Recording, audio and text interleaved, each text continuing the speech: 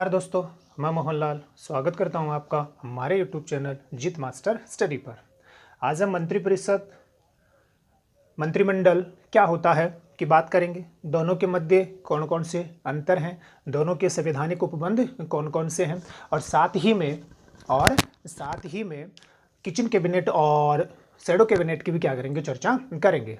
ठीक है ना। तो वीडियो शुरू करने से पहले यदि आप चैनल पर नए हो तो चैनल को सब्सक्राइब कीजिए, वीडियो को ज़्यादा से ज़्यादा शेयर एवं लाइक कीजिए। तो हम बात करते हैं किसकी, मंत्रिपरिषद की। किसकी बात करते हैं, मंत्रिपरिषद। ठीक है ना। तो मंत्रिपरिषद क्या होती है, पहली बात तो यही है अपनी कि मंत्रिपरिषद क्या है। ठीक है ना। तो पहली बात मंत्रिपरिषद क्या है, तो इसकी हम चर्चा करें तो मंत्रियों का जो समूह है, कौन, मंत्रियों का समूह। ठीक है ना। मंत्रियों का समूह ही क्या कहलाता है, मंत्रिपरिषद कहलाता है। मतलब काउंसिल ऑफ मिनिस्टर ही कौन है, मिनिस्टर्स ही कौन है, आपकी मंत्रिपरिषद है। या हम यूँ कहें कि अपनी जो राजनीतिक, हमारी जो राजनीतिक एवं कौन सी जो प्रशासनिक व्यवस्था है, राजनीतिक एवं प्रशासनिक व्यवस्था का मुख्य कार्यकारी निकाय होता है कौन, मंत्रिपरिषद। कार्यकारी निकाय है। ठीक है ना। जिसका अध्यक्ष कौन होता है, जिसका अध्यक्ष पीएम होता है, जिसका अध्यक्ष कौन होता है, पीएम होता है। ठीक है ना। तो आपको क्या ध्यान रखना है कि मंत्रिपरिषद क्या होती है, तो क्या होती है, मंत्रियों का जो समूह है उसी को क्या कहा जाता है, मंत्रिपरिषद। जो हमारी राजनीतिक एवं प्रशासनिक व्यवस्था का क्या होता है, मुख्य कार्यकारी निकाय होता है, जिसका अध्यक्ष कौन होता है, प्रधानमंत्री जिसका अध्यक्ष होता है। ठीक है। दूसरी बात करें कि मंत्रिपरिषद का गठन, दूसरी क्या बात करें, मंत्रिपरिषद का गठन। ठीक है ना। तो गठन कौन करता है, तो गठन करता है कौन, राष्ट्रपति। गठन कौन करता है, राष्ट्रपति करता है। ठीक है ना। किसकी सलाह पर, तो राष्ट्रपति पीएम की सलाह पर, किसकी सलाह पर, पीएम की सलाह पर क्या करता है, मंत्रिपरिषद का गठन करता है। तो दूसरी बात, मंत्रिपरिषद का गठन कौन करता है, तो राष्ट्रपति पीएम की सलाह पर मंत्रिपरिषद का गठन करता है। ठीक है। तीसरी बात, मंत्रिपरिषद के आकार की बात करें, किसकी बात करें, मंत्रिपरिषद के आकार की बात करें तो ध्यान रखना, मूल संविधान में मंत्रिपरिषद के आकार की कोई बात नहीं कही गई थी। कौन से संविधान संशोधन के द्वारा, कौन से संविधान संशोधन के द्वारा, 91वां संविधान संशोधन। कौन सा संविधान संशोधन, 91वां संविधान जो संशोधन है, इस संशोधन के द्वारा जो 2003 में हुआ, तो 91वां संविधान संशोधन के द्वारा मंत्रिपरिषद की सदस्य संख्या, मंत्रिपरिषद की सदस्य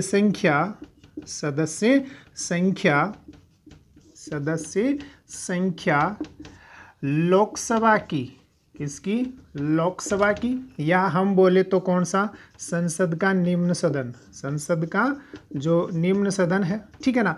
तो लोकसभा की कुल सदस्य संख्या का, कुल सदस्य संख्या का अधिकतम 15% हो सकती है। कितनी हो सकती है, अधिकतम 15% हो सकती है। ये मंत्रिपरिषद का क्या है, आकार है। ठीक है ना। तो क्या ध्यान रखना है आपको कि कौन से संविधान संशोधन के द्वारा, कौन से संविधान संशोधन, 91वां संविधान संशोधन जो 2003 में किया गया, इसके द्वारा क्या किया गया, मंत्रिपरिषद की सदस्य संख्या निश्चित कर दी गई।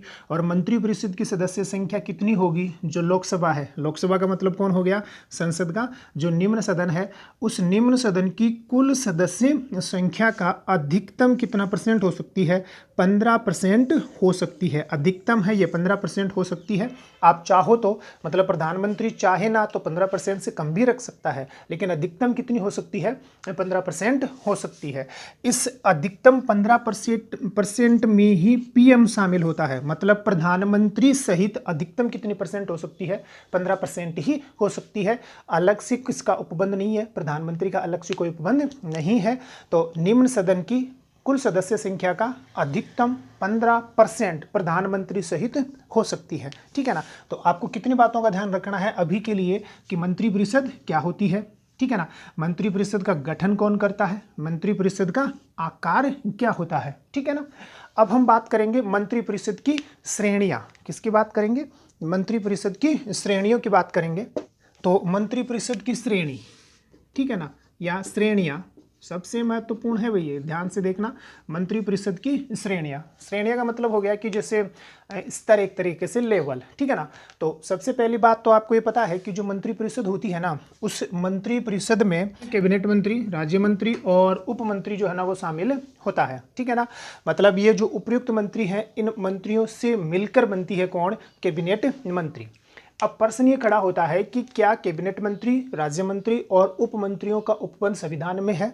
तो आप यहाँ ये ध्यान रखना कि राज्य मंत्री का, कैबिनेट मंत्री का और उप मंत्री का संविधान में कोई उल्लेख नहीं है। ये ध्यान रख लेना, इनका कोई संवैधानिक आधार नहीं है।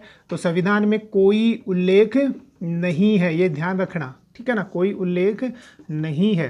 तो फिर प्रश्न ये खड़ा होता है कि संविधान में किसका उल्लेख है। तो संविधान में केवल मंत्रियों का उल्लेख है। संविधान में किसका उल्लेख है, केवल मंत्रियों का उल्लेख है। मंत्रियों के जो स्तर हैं, मंत्रियों के ये जो स्तर हैं, इनका उल्लेख नहीं है, केवल मंत्रियों का उल्लेख है। किसमें, संविधान में। ठीक है ना। तो जो मंत्रिपरिषद की जो श्रेणियां हैं, कैबिनेट मंत्री, राज्य मंत्री और कौन, उप मंत्री का उल्लेख संविधान में नहीं है, मतलब इनका कोई संवैधानिक आधार नहीं है। तो संविधान में किसका उल्लेख है, तो संविधान में केवल मंत्रियों का क्या है, उल्लेख है। ठीक है। दूसरा, तो फिर ये क्यों बनाए जाते हैं, तो ये जो कैबिनेट मंत्री, राज्य मंत्री और कौन है, उप मंत्री, तो इनका केवल कौन सा महत्व है, तो इनका केवल एक तो कर्म का महत्व है। मतलब जो पद कर्मान मतलब जो क्या बोल सकते हैं अपन कि इनका जो वैल्यू जो है ना, पद की जो वैल्यू है, तो एक तो क्रम का इनका महत्व है, एक वेतन का इनका महत्व है और एक सबसे ज़्यादा महत्वपूर्ण इनका कौन सा महत्व है, राजनीतिक महत्व है। कौन सा है, राजनीतिक महत्व है। कहने का मतलब ये हो गया कि कैबिनेट मंत्री, राज्य मंत्री जो होते हैं ना, ये राजनीतिक महत्व के लिए क्या किए जाते हैं, बनाए जाते हैं। बाकी इनका उल्लेख किसमें नहीं है, संविधान में नहीं है। ठीक है, ध्यान रख लोगे। दूसरा, इसी में आपको क्या ध्यान रखना है कि जो श्रेणियां हैं जिसमें ये कैबिनेट मंत्री, राज्य मंत्री और उप मंत्री शामिल होते हैं, तो इनकी संख्या कितनी कितनी हो सकती है। कैबिनेट मंत्री कितने हो सकते हैं, राज्य मंत्री कितने हो सकते हैं और आपके उप मंत्री कितने हो सकते हैं। तो इनकी संख्या का कोई निर्धारण नहीं है। इन सभी की संख्या जो है ना, इन सभी की संख्या जो है वो किससे ज़्यादा नहीं होनी चाहिए, लोकसभा की कुल सदस्य संख्या का 15% से ज़्यादा नहीं होनी चाहिए। ठीक है, ध्यान रख लोगे। कैबिनेट मंत्री कितने होंगे, राज्य मंत्री कितने होंगे, उप मंत्री कितने होंगे, ये डिपेंड करेगा किसके ऊपर, प्रधानमंत्री के ऊपर। परंतु तीनों की संख्या मिलाकर लोकसभा की कुल सदस्य संख्या से 15%, लोकसभा की कुल सदस्य संख्या का 15% से ज़्यादा नहीं होनी चाहिए। ठीक है ना। कौन सा संविधान संशोधन कहता है, 91वां संविधान संशोधन 2003 ये बात कहता है, ध्यान रख लोगे। दूसरा, प्रधानमंत्री कौन से मंत्रियों में शामिल होता है, तो जो कैबिनेट मंत्री है इसमें आपका कौन सा मंत्री भी शामिल होता है, प्रधानमंत्री इसी में क्या होता है, शामिल होता है। ठीक है।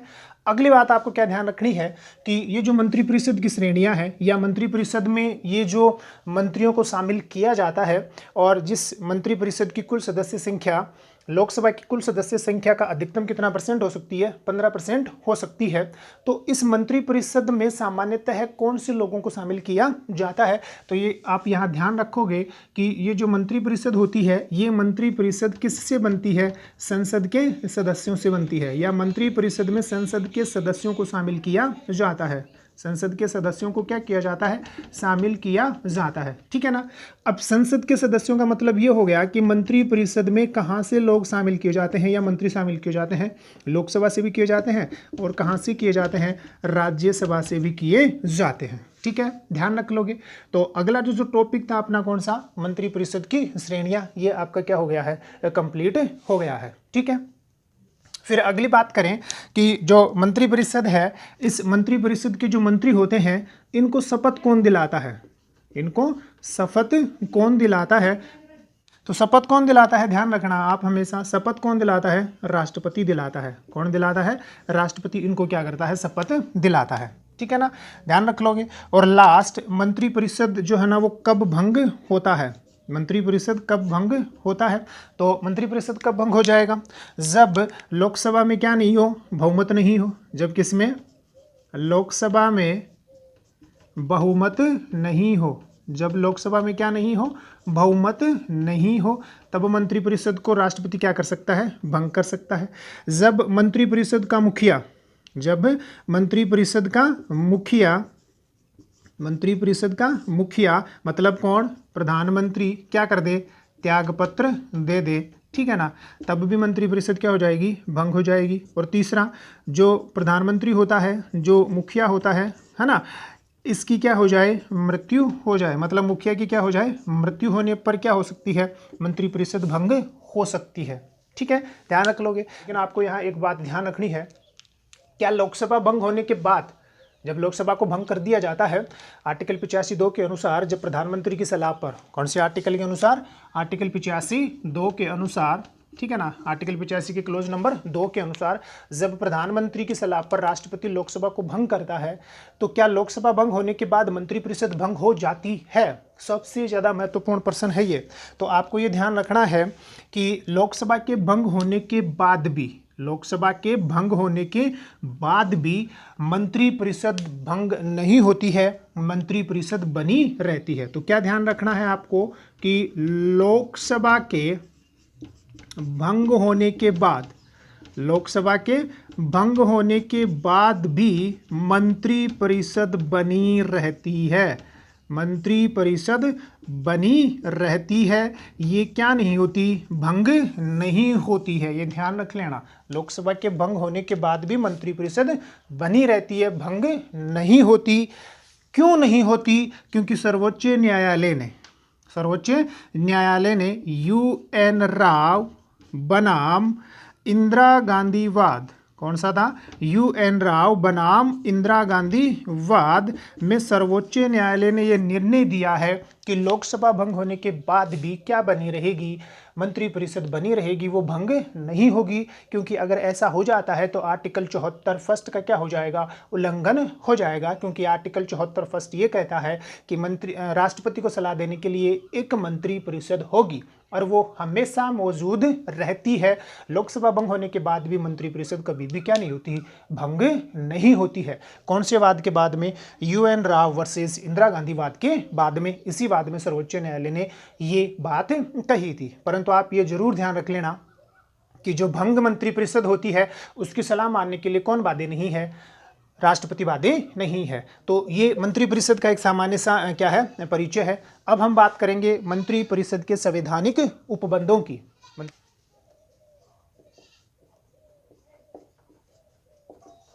मंत्रिपरिषद के संवैधानिक उपबंध, केंद्रीय मंत्रिपरिषद है, संवैधानिक उपबंध, ठीक है ना। तो मंत्रिपरिषद के कौन से उपबंध, संवैधानिक उपबंध। तो आपको ध्यान रखना है कि मंत्रिपरिषद से संबंधित जो महत्वपूर्ण आर्टिकल हैं वो आपका आर्टिकल 74 है, मतलब अनुच्छेद 74 है, और आपका कौन सा है, अनुच्छेद 75 है, ठीक है ना। होने को आपका आर्टिकल जो है ना 78 भी है, लेकिन वो राष्ट्रपति और मंत्रिपरिषद के संबंधों की, प्रधानमंत्री के संबंधों की क्या करता है, बात करता है। तो मंत्रिपरिषद के संदर्भ में आपको कितने आर्टिकल, 2 आर्टिकल, आर्टिकल 74 और कौन सा ध्यान रखना है, आर्टिकल 75 ध्यान में रखना है, ठीक है ना। आर्टिकल जो 74 है ये क्या कहता है, अनुच्छेद 74 क्या कहता है, तो अनुच्छेद 74 ये बात कहता है कि राष्ट्रपति को सलाह देने के लिए, किसको सलाह देने के लिए, ध्यान से सुनना, बहुत ही महत्वपूर्ण है। राष्ट्रपति को सलाह देने के लिए, इसको राष्ट्रपति को सलाह देने के लिए, राष्ट्रपति को सलाह देने के लिए एक मंत्रिपरिषद होगी, कि सलाह देने के लिए एक क्या होगी, मंत्रिपरिषद होगी, जिसका मुखिया या जिसका प्रधानमंत्री होगा, जिसका मुखिया प्रधानमंत्री होगा, ठीक है। ध्यान रख लोगे। दूसरी बात इसी आर्टिकल 74 में कि राष्ट्रपति मंत्रिपरिषद की सलाह पर काम करने के लिए बाध्य है। राष्ट्रपति मंत्रिपरिषद की सलाह पर कार्य करने के लिए बाध्य है। कार्य करने के लिए क्या है? बाध्य है। मतलब मंत्रिपरिषद की सलाह पर ही कौन करेगा?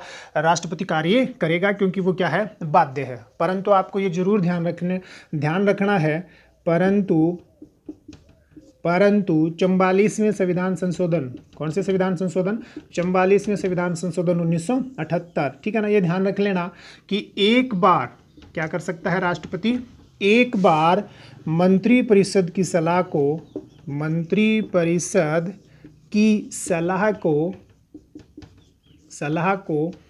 पुनर्विचार, कौन से विचार? पुनर्विचार हेतु लौटा सकता है। ये ध्यान रखना। कौन से आर्टिकल की बात है? आर्टिकल 74 की ही बात है। आर्टिकल 74 की तीसरी बात यह है कि मंत्रिपरिषद ने राष्ट्रपति को क्या सलाह दी है, इसकी जांच पूरा नहीं लिख रहा, केवल डायरेक्ट लिख रहा हूं कि इसकी जांच किसी भी न्यायालय में नहीं की जा सकती। इसकी जांच किसी भी न्यायालय के द्वारा नहीं की जा सकती, ठीक है ना। नहीं की जा सकती, किसी भी न्यायालय के द्वारा नहीं की जा सकती। ध्यान रख लोगे, नहीं की जा सकती है, ठीक है। तो तीन बातें हैं आपके कौन से में? आर्टिकल 74 में। आर्टिकल 74 में पहली बात क्या है कि राष्ट्रपति को सलाह देने के लिए एक क्या होगी? मंत्रिपरिषद होगी, जिसका प्रधान कौन होगा? प्रधानमंत्री होगा। दूसरी, राष्ट्रपति मंत्रिपरिषद की सलाह पर कार्य करने के लिए क्या है? बाध्य है। कार्य करने के लिए क्या है? बाध्य है। कौन? राष्ट्रपति, ठीक है ना। परंतु 44वां संविधान संशोधन 1978 ये कहता है कि मंत्रिपरिषद की सलाह को एक बार राष्ट्रपति क्या कर सकता है? पुनर्विचार हेतु लौटा सकता है। परंतु यदि मंत्रिपरिषद ने वापस से वही सिफारिश कर दी तो राष्ट्रपति को मंत्रिपरिषद की सलाह या सिफारिश मानना ही पड़ेगा, ठीक है ना।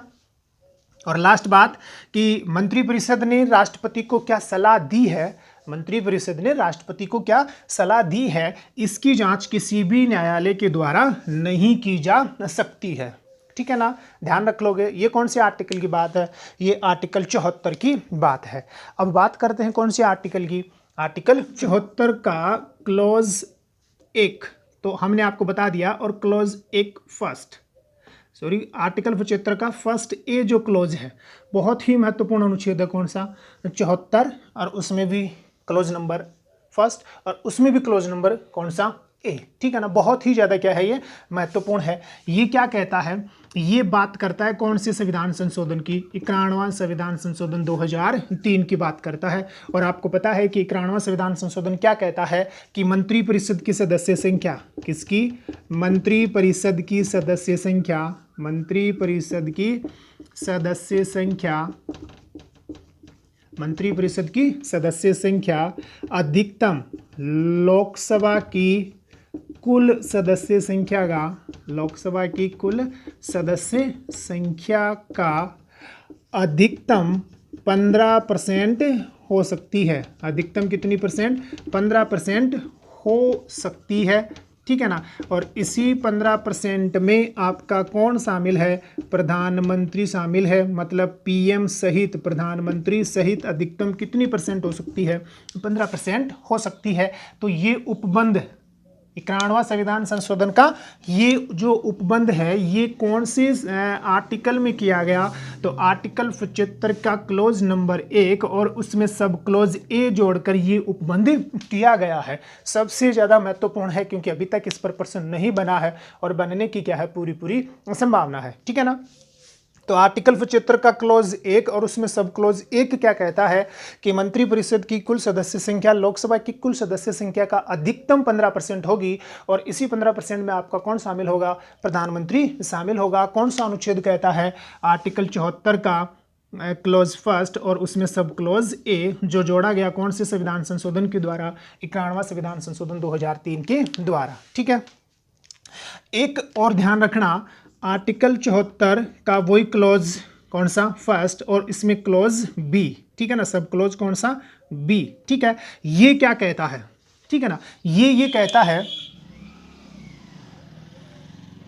तो आर्टिकल कौन सा, आर्टिकल 74 और उसका क्लोज फर्स्ट और उसमें भी सब क्लोज कौन सा, बी, ये क्या कहता है। तो मैंने आपको पिछले वीडियो में बताया था कि 10वीं अनुसूची जो होती है, कौन सी अनुसूची, 10वीं अनुसूची, तो ये ध्यान रखना ये किससे संबंधित है, ये 10वीं अनुसूची से क्या है, संबंधित है। किससे संबंधित है, 10वीं अनुसूची से क्या है, संबंधित है।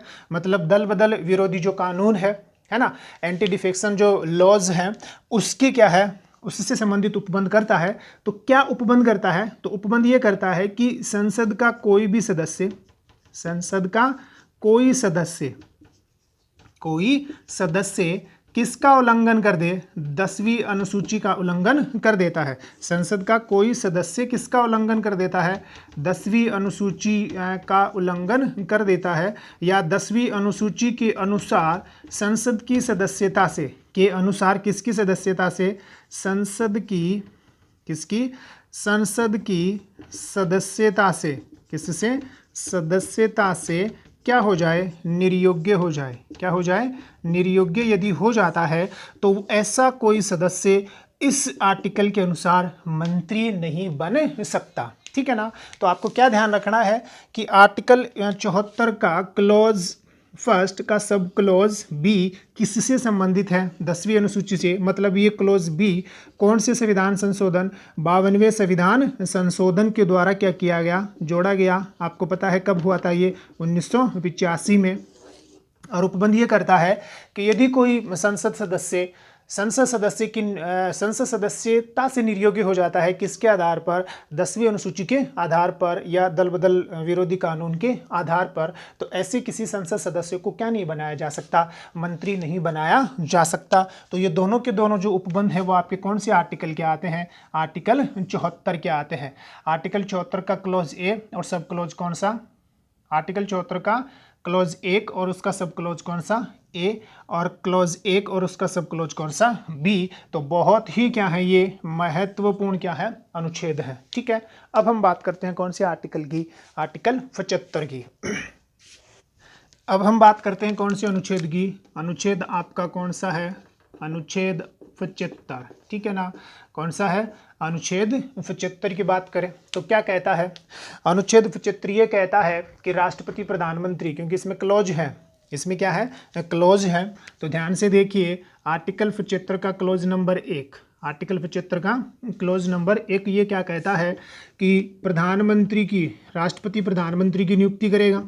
बहुत ही महत्वपूर्ण है, राष्ट्रपति पीएम की नियुक्ति करता है या नियुक्ति करेगा, प्रधानमंत्री की नियुक्ति करेगा, तथा पीएम की सलाह पर, किसकी सलाह पर, पीएम की सलाह पर अन्य मंत्रियों की नियुक्ति करेगा। किनकी नियुक्ति करेगा, अन्य मंत्रियों की नियुक्ति करेगा। ठीक है ना, कौन सा आर्टिकल कहता है, आर्टिकल 75 का क्लोज नंबर 1। तो आर्टिकल 75 का क्लोज नंबर 1 क्या कहता है कि राष्ट्रपति किसकी नियुक्ति करता है, बहुत ही महत्वपूर्ण है, प्रधानमंत्री की नियुक्ति करता है। तो सीधा सा प्रश्न ये बनता है कि कि प्रधानमंत्री की नियुक्ति कौन से अनुच्छेद में है, तो आर्टिकल 75 में है, अनुच्छेद 75 में, और 75 के क्लोज नंबर 1 में। करता कौन है, तो प्रधानमंत्री की नियुक्ति राष्ट्रपति करता है। लेकिन प्रश्न ये महत्वपूर्ण नहीं है, प्रश्न ये महत्वपूर्ण है कि प्रधानमंत्री का होता है, निर्वाचन होता है, मनोनयन होता है, चयनित होता है या नियुक्त होता है। तो प्रधानमंत्री क्या होता है, हमेशा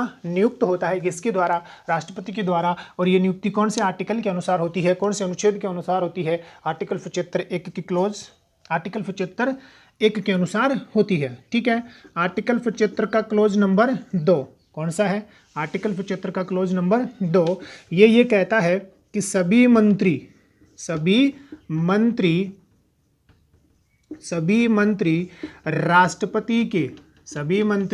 राष्ट्रपति के प्रसाद पर्यंत कार्य करते हैं या कार्य करेंगे।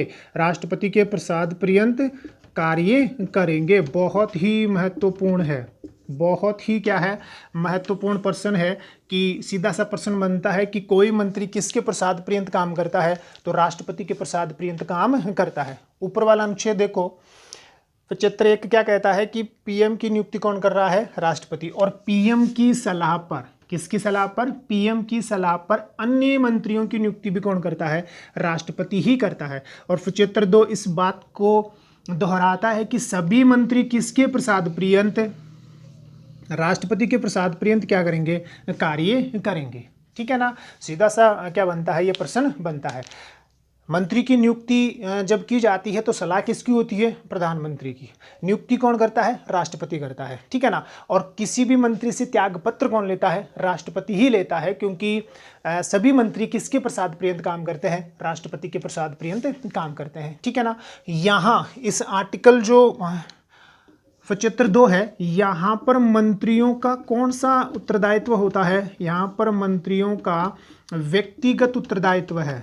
यहाँ पर मंत्रियों का कौन सी उत्तरदायित्व का, व्यक्तिगत उत्तरदायित्व का क्या मिलता है, उल्लेख मिलता है। कौन से का, व्यक्तिगत उत्तरदायित्व का क्या मिलता है, उल्लेख मिलता है। या व्यक्तिगत उत्तरदायित्व का उल्लेख कौन से आर्टिकल में, इस 75(2) में ही है, क्योंकि सभी मंत्री किसके प्रसाद पर्यंत काम करते हैं, राष्ट्रपति। मतलब कोई भी जो मंत्री है ना, वो व्यक्तिगत रूप से किसके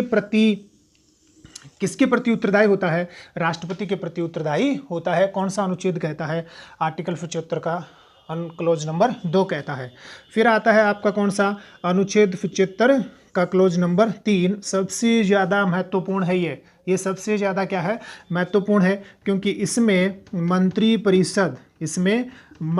परिषद का सामूहिक उत्तरदायित्व है। इसमें मंत्री परिषद का क्या है, सामूहिक उत्तरदायित्व का उल्लेख है। कौन से अनुच्छेद में, आपके अनुच्छेद 75(3) में मंत्री परिषद का कौन सा दायित्व है, सामूहिक उत्तरदायित्व। ठीक है ना, कौन से अनुच्छेद में है, तो आर्टिकल 75(3) में है।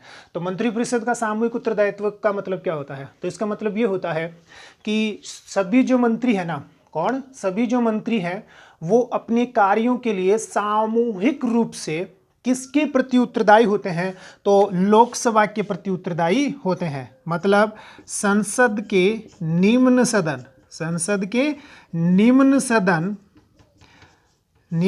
सदन मतलब कौन, लोकसभा के प्रति सामूहिक रूप से क्या होते हैं, उत्तरदायी होते हैं। ठीक है, पहली बात, सामूहिक उत्तरदायित्व का मतलब क्या हो गया कि सभी जो मंत्री हैं वो अपने कार्यों के लिए व्यक्तिगत रूप से नहीं, सामूहिक रूप से किसके प्रति उत्तरदायी होंगे, लोकसभा के प्रति उत्तरदायी होंगे, या संसद के निम्न सदन के प्रति क्या होंगे, उत्तरदायी होंगे। ठीक है, दूसरा, इसका मतलब क्या होता है, इसका मतलब ये होता है कि मंत्री परिषद के द्वारा जो भी निर्णय लिया गया है वो निर्णय सभी मंत्रियों पर बाध्यकारी होगा। उस निर्णय को सभी मंत्रियों के द्वारा मानना क्या है, अनिवार्य है। यदि वो नहीं मानते हैं तो उनको मंत्री परिषद से क्या करना पड़ेगा, त्यागपत्र देना पड़ेगा। और ऐसी स्थिति में संपूर्ण मंत्री परिषद के खिलाफ लोकसभा में क्या लाया जा सकता है, अविश्वास प्रस्ताव लाया जा सकता है। किसी एक सिंगल व्यक्ति के खिलाफ अविश्वास प्रस्ताव, किसी सिंगल मंत्री के खिलाफ या किसी एक मंत्री के खिलाफ कभी भी लोकसभा में क्या नहीं लाया जाता, अविश्वास प्रस्ताव नहीं लाया जाता। सामूहिक क्या लाया जाता है, सामूहिक मंत्रियों के खिलाफ क्या लाया जाता है, ये अविश्वास प्रस्ताव लाया जाता है। ठीक है ना, तो क्या समझे आप कि मंत्री परिषद का सामूहिक उत्तरदायित्व का मतलब क्या हो गया कि सभी जो मंत्री हैं या जो मंत्री परिषद है वो सामूहिक रूप से संसद के निम्न सदन के प्रति क्या होती है, उत्तरदायी होती है। इसका मतलब ये हो गया कि मंत्री परिषद ने जो भी निर्णय लिया है वो सभी मंत्रियों पर बाध्यकारी होगा, उनको मानना अनिवार्य होगा। संसद में या लोकसभा में किसी एक मंत्री के खिलाफ कभी भी क्या नहीं आता, अविश्वास प्रस्ताव नहीं आता। सामूहिक रूप से क्या आता है, या मंत्री परिषद जो होती है उस संपूर्ण मंत्री परिषद के खिलाफ क्या आता है, आपका अविश्वास प्रस्ताव आता है। ठीक है ना, ध्यान रख लोगे। ये जो सामूहिक उत्तरदायित्व है, ये सामूहिक जो उत्तरदायित्व का जो सिद्धांत है, ये जो संसदीय शासन व्यवस्था होती है उस संसदीय शासन व्यवस्था की, कौन सी शासन व्यवस्था की, संसदीय शासन व्यवस्था की ये सबसे बड़ी विशेषता होती है। संसदीय शासन व्यवस्था का ये आवश्यक क्या है, गुण होता है, मुख्य विशेषता होती है।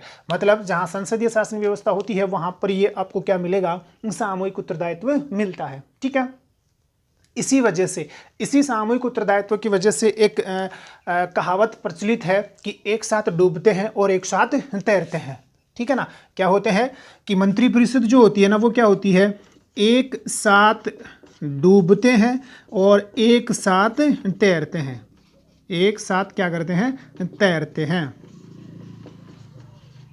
ठीक है ना, किसकी वजह से, इसी सामूहिक उत्तरदायित्व की वजह से ये कहा जाता है कि ये जो मंत्रिपरिषद है ये एक साथ तैरती है और एक साथ डूबती है। ठीक है, तो आपको किसके बारे में सीधा सा प्रश्न बनता है कि मंत्रिपरिषद का सामूहिक उत्तरदायित्व जो है ना वो कहाँ है, तो आर्टिकल 75(3) में है। ठीक है ना, किसका, मंत्रिपरिषद का सामूहिक उत्तरदायित्व होता क्या है, तो संपूर्ण जो मंत्रिपरिषद है वो निम्न सदन, मतलब किसके प्रति, लोकसभा के प्रति सामूहिक रूप से क्या होगी, उत्तरदायी होगी। इसका मतलब क्या हो गया, इसका मतलब ये हो गया कि मंत्रिपरिषद ने जो भी निर्णय लिए हैं वो संपूर्ण मंत्रिपरिषद के सदस्यों पर, संपूर्ण मंत्रियों पर क्या होंगे, बाध्यकारी होंगे। ठीक है ना, और साथ ही में कभी भी लोकसभा में एक मंत्री के खिलाफ अविश्वास प्रस्ताव नहीं आता, संपूर्ण मंत्रिपरिषद के खिलाफ क्या आता है, अविश्वास प्रस्ताव आता है। ये जो सामूहिक उत्तरदायित्व है ये संसदीय प्रणाली की एक महत्वपूर्ण क्या होती है, व्यवस्था होती है या विशेषता होती है। और सभी, इसी वजह से कहा जाता है कि सभी, मतलब ये जो मंत्रिपरिषद है वो क्या है, एक साथ डूबती है एक साथ तैरती है। ये कहावत इसीलिए क्या है, प्रचलित है। ठीक है, तो 75(3) आपके ध्यान में हो गया, 75(1) का उपबंध आपका हो गया, 75(2) का उपबंध आपका हो गया, 75(3) का उपबंध आपका हो ही गया है। ठीक है ना, ध्यान रख लोगे ये बातें। दूसरा 75(4) क्या कहता है, 75(4), तो स्क्रीनशॉट लीजिए, फिर 75(4) की बात करते हैं। तो 75(4) क्या कहता है, क्लोज कौन सा, आर्टिकल 75 का क्लोज नंबर 4। ठीक है ना, तो क्लोज 4 क्या कहता है कि जितने भी मंत्री हैं, मंत्रिपरिषद के जितने भी मंत्री हैं उनकी शपथ की क्या करता है, बात करता है। मतलब आर्टिकल 75(4) का क्लोज नंबर 1 मंत्रिपरिषद के सदस्यों की शपथ की बात करता है, और ये शपथ कौन दिलाता है, राष्ट्रपति दिलाता है। तो आपको क्या ध्यान रखना है कि मंत्रिपरिषद के जो सदस्य होते हैं या जो मंत्री होते हैं इनको शपथ कौन से अनुच्छेद के तहत राष्ट्रपति दिलाता है, तो 75(4) के तहत राष्ट्रपति क्या करता है, इनको शपथ दिलाता है। ठीक है ना, फिर आपका कौन सा है, 75 क्लोज 5, कौन सा है, 75 क्लोज 5, ये भी सबसे ज़्यादा क्या है, महत्वपूर्ण है। ये कहता है कि यदि किसी व्यक्ति को मंत्री बना दिया गया, यदि किसी व्यक्ति को क्या कर दिया गया, मंत्री बना दिया गया, और उस व्यक्ति ने 6 माह के अंदर संसद के किसी भी सदन की क्या नहीं ली, सदस्यता ग्रहण नहीं की, तो ऐसे व्यक्ति को 6 माह से ज़्यादा के लिए क्या नहीं किया जा सकता, मंत्री नहीं बनाया जा सकता। कौन से में है, आर्टिकल 75(5) में है। तो क्या ध्यान रखना है आपको आर्टिकल 75(5) के बारे में कि 6 माह से ज़्यादा के लिए, 6 माह से ज़्यादा के लिए किसी को मंत्री नहीं बनाया जा सकता, किसी को मंत्री नहीं बनाया जा सकता, मंत्री नहीं बनाया जा सकता है। ठीक है ना, कब तक नहीं बनाया जा सकता, जब तक कि वो क्या नहीं हो, संसद का सदस्य नहीं हो। तो ये आपका कौन सा आर्टिकल कहता है, आर्टिकल 75 का क्लोज 5 कहता है। फिर कौन सा है, आर्टिकल 75 का क्लोज नंबर 6, ये किसकी बात करता है, ये मंत्रिपरिषद के जो मंत्री हैं उनके वेतन भत्तों की क्या करता है, बात करता है। तो मंत्रिपरिषद के जो सदस्य हैं इनके जो वेतन भत्ते हैं उनका उल्लेख आपके कौन से क्लोज में है, क्लोज 6 में है। 5 क्या कहता है कि 6 माह के लिए अधिकतम संसद का जो सदस्य नहीं है उसको मंत्री बनाया जा सकता है, 6 माह से ज़्यादा के लिए उसे मंत्री नहीं बनाया जा सकेगा यदि वो क्या नहीं करता, संसद की सदस्यता नहीं लेता है। का उपबंध कौन करता है, आर्टिकल 75 का क्लोज 5 करता है। और 74 जो है ना वो मंत्रियों की शपथ की क्या करता है, बात करता है। ठीक है, अब एक बात और आपको ध्यान रखनी है कि हमने बात की थी कि सामूहिक जो उत्तरदायित्व होता है, उस समय आपको बताना मैं भूल गया, जो आपका कौन सा है, सामूहिक जो उत्तरदायित्व है, कौन सा, सामूहिक जो उत्तरदायित्व है, इस सामूहिक उत्तरदायित्व का उल्लेख आपको पता है आर्टिकल 75(3) करता है। तो आपको ध्यान रखना है कि संसद के निम्न सदन के प्रति जो मंत्रिपरिषद है वो क्या होती है, सामूहिक रूप से उत्तरदायी होती है। संसद में मतलब लोकसभा में किसी भी एक व्यक्ति के खिलाफ क्या नहीं लाया जाता, अविश्वास प्रस्ताव नहीं लाया जाता। संपूर्ण मंत्रिपरिषद के खिलाफ क्या लाया जाता है, अविश्वास प्रस्ताव लाया जाता है। यदि वो अविश्वास प्रस्ताव क्या हो जाता है, लोकसभा से पारित हो जाता है, तो संपूर्ण मंत्रिपरिषद को क्या करना पड़ता है, त्यागपत्र देना पड़ता है। तो मैंने आपको आरंभ में क्या बताया था कि जो मंत्रिपरिषद होती है, कौन होती है, जो आपकी मंत्रिपरिषद होती है, इस मंत्रिपरिषद